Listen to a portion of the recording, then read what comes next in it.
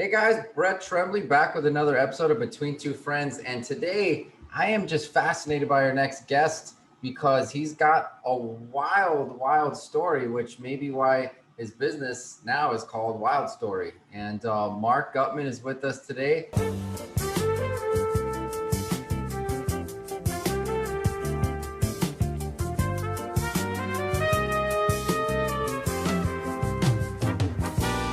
You've written stories and screenplays for Oliver Stone, Warner Bros., 20th Century Fox. You started a multi-million-dollar business. Now you do branding and help other businesses. And you have a podcast with a great name, Baby Got Backstory. So you're and three little kids and a wife. So you're as busy as they come. And I want to just thank you for carving out some time for us today. Brett, thank you so much for having me. Yes, that's all true. That's my resume, but I'm sure we'll get into some more interesting things as we talk here. I am located just outside of Boulder, Colorado, but originally I'm from Detroit, Michigan, and so I'm a transplant here in Colorado, and so I bring a little bit of that Midwest grit and that Southwest flavor. So we'll see how that works out on the show today. Yeah. First of all, what was your experience in Hollywood? Let's just start there. I mean, you're writing stories for Oliver Stone. I mean, tell us that story because that it's so much different every time you hear somebody has that background. Movies were always a big part of my life. As I mentioned, I grew up in Detroit, Michigan, and while it was an amazing upbringing, nothing really ever happened. So my whole my whole worldview was through movies. Was also how my dad and I connected. It was like that was our common language. So when I graduated college, while all my friends were going to Goldman Sachs and becoming lawyers, I didn't know what I wanted to do. So I packed up my car, like you see in the movies, and I drove out to Hollywood. And I was very lucky. My very first job was actually working in the Valley for Disney's Imagineering, and it's where they made all their theme park rides. And I've always tried just to get in the middle of the action, the middle of the industry, the middle of where I want to be, and then make things happen. And so that was what I did in the movie business. Working in theme parks wasn't very glamorous, but what it allowed me was an all access lot pass to the lot at Disney. And I would park my car and deliver some film, and then I'd go walk up and down the halls and try to meet producers. And one of those producers slipped me a note one day after we struck up a friendship and said, "Go call this person," and that happened to be Oliver Stone. And so I was hired as his story editor. I didn't know what I was doing. I was pretty green, but the best part of that job was taking in scripts and stories and deciding if they were worthy of being passed up to Oliver. The second best part of that job was actually bringing him shots of Patron and glasses of white wine in the evening. Was the second best part of that job. You were the guy that everybody with a script needed to get to know and schmooze. Like you were the guy that basically has, hey, my script got through and it became a success story, or I could never get my script looked at. 100%. And while that was a great honor, I looked at it as a privilege. I finally knew that I was going to stay with the company when one day they called me out into the main area of the production company, and there was a big kind of circle, and everyone was looking kind of stern, and I was very nervous that I was about to be fired because I always thought I was going to be fired. And they handed me an LL Bean tote bag with the name of the production company on it, and I actually have it.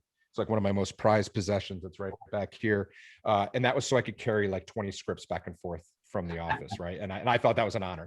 But yeah, and so what I learned is everyone thinks they have a story that's worthy of a movie. Everyone does have a great story, but not every story is worthy of a movie. And I learned really quickly about that. So that was an amazing experience. And then from there, he hired me to write a few screenplays that were unproduced, which was a great experience. I think for the most part, what had me leave Hollywood was I'd seen it. I was young, I wanted to do other things in my life, and I was like, okay, I've seen this, and I can always come back to it. But in my mind, I had always dreamed that I'd be in Colorado someplace as a writer, shuffling around my pool in my bathrobe and my slippers, being smart and making Hollywood money. Now that didn't quite happen, but what happened when I did come to Colorado was there was a crazy entrepreneur boom happening, and there was a crazy tech boom. When was this? That was right around 2012. So I was like, these are my people. This is really cool. These people are creating stories. They're creating realities. They're imagining the future before it even exists and then making it happen. And so I really got interested in working with entrepreneurs. Two things happened at that time. One, I started a tech company. Wasn't anything fancy. It was a arbitrage company around collaboration services, like audio conferencing was the premium product. But at that time, that was kind of a cool remote collaboration tool that people just weren't used to. And then the other thing is, people kept coming up to me and saying, "Hey, you worked in the movie business. Will you help us tell our story?" And I was like, "Yeah, I would love to help you tell your story." And I didn't know what that meant.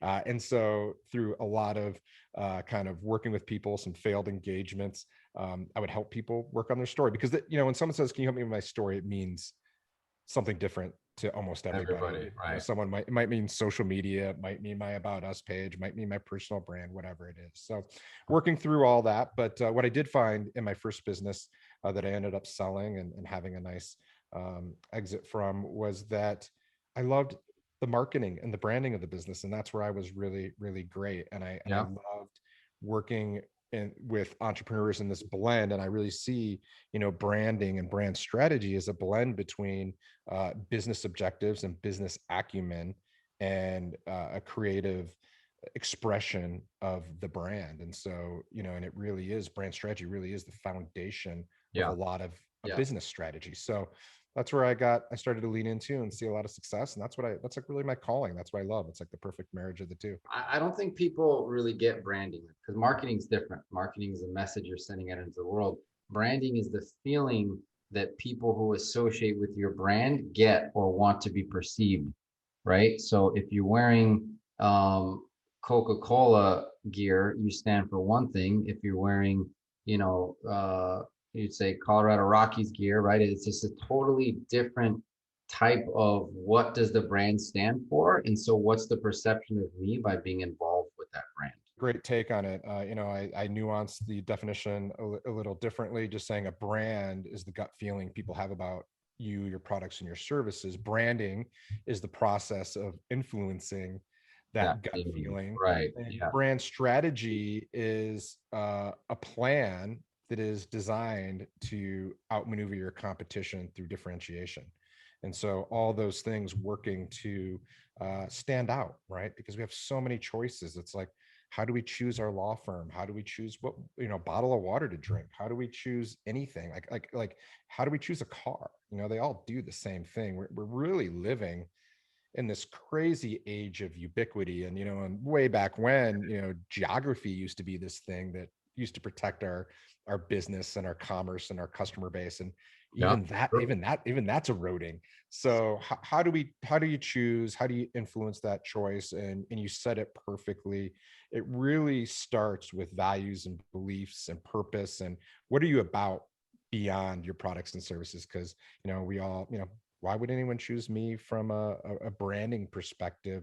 There's thousands of people Yeah, that work in this space. So yeah, really, that's what branding is. It's simple in concept. It's difficult in execution. I think there's a absolutely. misconception that it's a very, it's an easy thing. Most clients want to come in, kind of bing bang boom, do the thing, have it done, get their visual identity, and they think they're done. But branding is this ongoing process that Well, happens every day. well, and I think people see like, well, I want a brand deck, right? So I want my logo and my colors and my fonts. Like that's not branding. That's like visual branding. Sure, branding story is so much bigger than that. For example, there's a guy tells a story about a knife that he bought for $40. He never used it, but just by buying it, he felt like tougher and cooler because of the way that the company had branded itself, and he was now part of that story, right? And I think that takes for most companies such strategic moves. And when you stand for something, it means you're standing against something. And so deciding what those things are, like a very controversial brand is Black Rifle Coffee. They know exactly what they stand for. And so they're attracting who they want and repelling others. And I think people need to realize that's fine. That's okay, because you want to attract the type of people that you want to work on your team, the type of clients that you want to work with. That's all part of it. And when you're clear on what you and your company stands for, then you get to work with people that give you energy, because those are the type of people that think and behave the same way, and you can collaborate with. Like if you have people that uh, are not your fans, that's a good indication that you're onto something. Yeah. Now certainly if no one's buying, then that's a bad indication. Right. But your example with Black Rifle Coffee, yeah, it's a very polarizing brand. They know who they're for, who they're not for, and that's also like uh, a real common technique is to have a common enemy Right. in your brand and what you're for and what you stand for. So yeah, it's so powerful. I mean, from the moment we wake up every morning, brand is influencing our decisions, from what coffee, as you just said, we drink, what we drive in the morning. I drove here in a Tesla, and I buy a Tesla because it makes me feel cool and modern and environmental. It makes me feel like I'm at the leading edge of technology and Right. in the forefront in the movement. And then from like what kind of computer I'm talking to you on right now, what kind of browser I use, and later today where I grocery shop. So everything we do Mhm. is influenced by branding, and it really is to help us as human beings. Well, the discipline of branding, we us as branders, we want to make it easy for you to choose a product, because there's so many choices, there's so much information. I want you to see something and say, you know what, that's for me. I'm going to choose that, because I really do believe that people are not so much as buying things, they're choosing. And you and I have given some big company examples, right? Who spend a lot of money on branding, and it sounds like you're working with smaller companies, helping them figure out how do they brand. I mean, look, I could be wrong, because your list of who's on your podcast are some really amazing big companies. Like on your podcast, for example, you've had Patagonia, UGG, Build a Bear Workshop, where you delve into the backstory, which is the name Baby Got Backstory. I love. But you mentioned running around in entrepreneurial circles in Colorado. So a lot of people, who are in the building up a business type stage that need all that branding help. And I just think that's really cool what you're doing.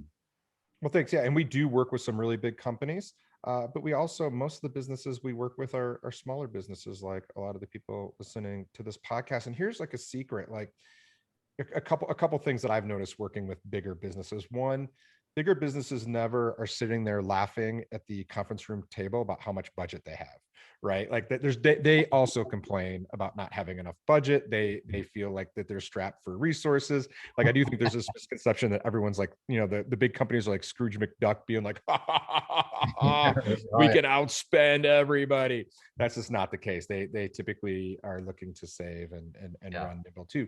The other thing is, big businesses, they look at small businesses and they envy them. They want to be like them. They look to them for inspiration. Smaller businesses are nimble. Smaller businesses Mhm.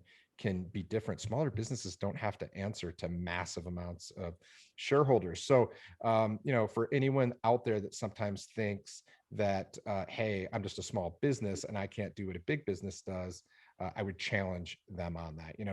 When I speak in a keynote, one of my big things is I put up a slide of the Apple logo, and everyone starts to groan. And I said, good, because we're not going to talk about Apple today, because everybody that does a branding presentation talks about Apple. And that's pretty easy. It's pretty easy to talk about the greatest brand that, ever Yeah. was. Right. I don't want, people are spending so much time under the think different idea that no one's thinking differently. And so I want people to be themselves. I want them to be an orange. I want them to stand out. And the ways that we do that is, this process, a branding process, is available to small businesses too. And I'll give you a really good example. So there's a friend of mine who he was really involved in action sports. He was really he's an entrepreneur. He's a touring musician, but he's getting older. And his name's Tim Parr. And so Tim goes to the local CVS pharmacy because he needs readers. And thankfully, I don't need readers yet, but I'm sure that day is coming. And he looks at the rack, and he's looking at the rack, and he's like, these readers are all terrible. None of them really speak to me, and they're like $10, so it's not like a big deal. And he's like, it's kind of frustrated. And so what he does is he goes home and he maps out kind of what the industry looks like on a 2x2 grid. Or is it, and there's different things you can put on those axes. You could put like price. So maybe he put price. Are they expensive? And are they cool or uncool? Let's just say that. And he starts to map the different, types of readers. And he finds, what? There's no one charging a premium price for cool readers, and they just don't exist.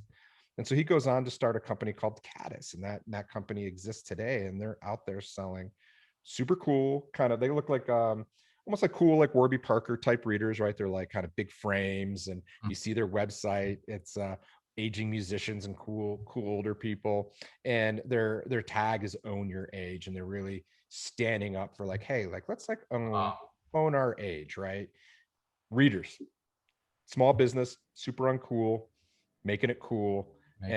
Using branding, their lenses, their technology isn't any better than the $10 reader. And oh, by the way, they charge between $95 and $120 for their readers.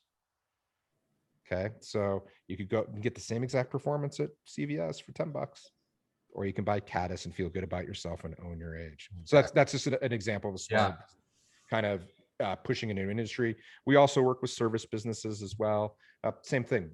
Branding can be that element to your business that differentiates you and really helps you separate from the competition. What I will say, if you feel like you're stuck in the mud, if you feel like you're languishing, it'll also highlight maybe why. It'll show you when you go through this process, like, hey, we're showing up exactly like everybody else.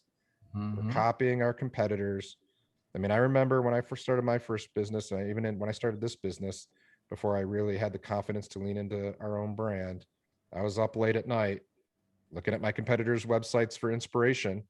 I mean, I was copying them, right? Like, let's be honest. I was like lifting their copy and their layout. I was like, if it works for them, it's going to work for me.